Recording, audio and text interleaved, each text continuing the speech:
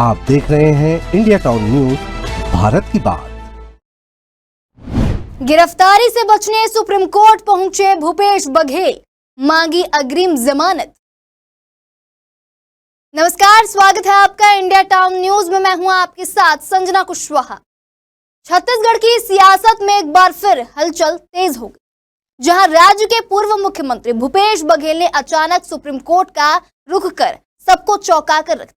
उन्होंने गिरफ्तारी से बचने के लिए अग्रिम जमानत की मांग की।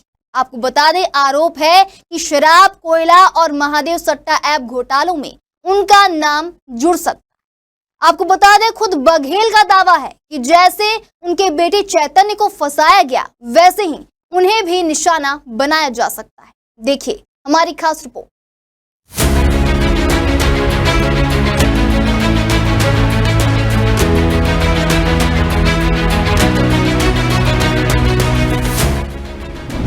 छत्तीसगढ़ की राजनीति में एक बार फिर बड़ा घटनाक्रम देखने को मिला है, जहां राज्य के पूर्व मुख्यमंत्री भूपेश बघेल सुप्रीम कोर्ट की शरण में पहुंचे हैं। उन्होंने गिरफ्तारी से बचने के लिए अग्रिम जमानत की मांग की। बघेल का कहना है कि जिस तरह उनके बेटे चैतन्य बघेल को राजनीतिक द्वेष के चलते गिरफ्तार किया गया, ठीक उसी तरह उन्हें भी निशाना बनाया जा सकता है। अब पूरे मामले पर सोमवार को सुप्रीम कोर्ट में सुनवाई होनी है। आपको बता दें, छत्तीसगढ़ के पूर्व मुख्यमंत्री भूपेश बघेल ने एक अहम कदम उठाते हुए सुप्रीम कोर्ट में अग्रिम जमानत की याचिका दायर की है।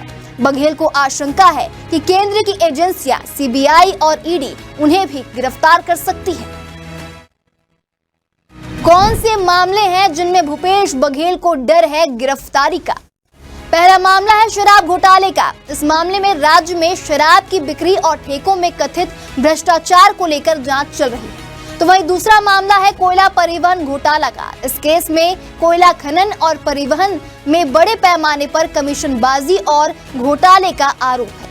तो वहीं तीसरा मामला है महादेव सट्टा ऐप घोटाले का, जहां महादेव ऑनलाइन सट्टा ऐप से जुड़ा यह मामला देश भर में चर्चित रहा। ईडी के अनुसार इस मामले में कई बड़े चेहरे जुड़े हो सकते हैं। वहीं भूपेश बघेल का दावा है कि इन सभी मामलों में उन्हें झूठा फंसाया जा सकता है। उन्होंने कहा है कि यह राजनीतिक षड्यंत्र का हिस्सा है ताकि उन्हें बदनाम किया जा सके। आपको बता दें, भूपेश बघेल ने अपनी याचिका में खास तौर पर अपने बेटे चैतन्य बघेल का जिक्र किया है, जहां उन्होंने कहा है कि चैतन्य को भी बिना किसी ठोस सबूत के गिरफ्तार किया गया है। चैतन्य की ओर से सुप्रीम कोर्ट में भी एक जमानत याचिका दायर की गई है। उसमें यह साफ तौर पर कहा गया है कि उनका नाम ईडी की एफआईआर में नहीं है और ना ही किसी गवाह ने उनका नाम लिया है। इसके बावजूद उन्हें हिरासत में लिया गया है। चैतन्य बघेल फिलहाल न्यायिक हिरासत में है। उनकी जमानत पर भी सुप्रीम कोर्ट में सोमवार को ही सुनवाई होगी। तो इस पूरे मामले को लेकर राज्य की राजनीति में घमासान शुरू हो गया है, जहां कांग्रेस ने साफ शब्दों में कहा है कि यह सब भाजपा की राजनीति साजिश है। कांग्रेस नेताओं का कहना है कि केंद्र की एजेंसियां विपक्षी नेताओं को डराने और चुप कराने के लिए दुरुपयोग हो रही है। वहीं भाजपा नेताओं का कहना है कि जांच एजेंसियां अपना काम कर रही हैं। अगर किसी ने भ्रष्टाचार किया है तो उसे सजा मिलनी ही चाहिए, चाहे वो कोई भी हो। कानून सबके लिए बराबर होता है। राजनीतिक जानकारों का मानना है कि भूपेश बघेल का सुप्रीम कोर्ट जाना केवल एक कानूनी कदम नहीं है, बल्कि एक राजनीतिक संदेश भी है। इसे एक तरफ वे अपनी छवि को बचाने की कोशिश कर रहे हैं, तो वहीं दूसरी तरफ अपनी गिरफ्तारी की आशंका को जनता के सामने उजागर कर राजनीतिक माहौल तैयार कर रहे हैं। अब सबकी निगाहें सोमवार पर टिकी है, जहां सुप्रीम कोर्ट इस मामले में दोनों बाप बेटे की याचिकाओं पर सुनवाई करेगा।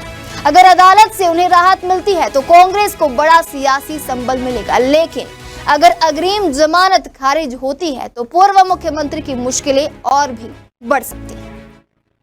कुल मिलाकर छत्तीसगढ़ की राजनीति एक बार फिर उथल पुथल के दौर में है, जहां पूर्व मुख्यमंत्री भूपेश बघेल और उनके बेटे चैतन्य बघेल की कानूनी लड़ाई केवल कोर्ट कचहरी तक सीमित नहीं है, बल्कि यह आने वाले समय की राजनीति की दिशा तय करने वाली हो सकती है। सोमवार को सुप्रीम कोर्ट का फैसला क्या आता है, यह देखना बेहद अहम होगा। अब आगे क्या होगा और क्या नहीं होगा, ये तो आने वाला वक्त बताएगा। हम आपको सारी अपडेट देते रहेंगे। देखते रहिए इंडिया टाउन न्यूज, भारत की बात। आप देख रहे हैं इंडिया टाउन न्यूज, भारत की बात।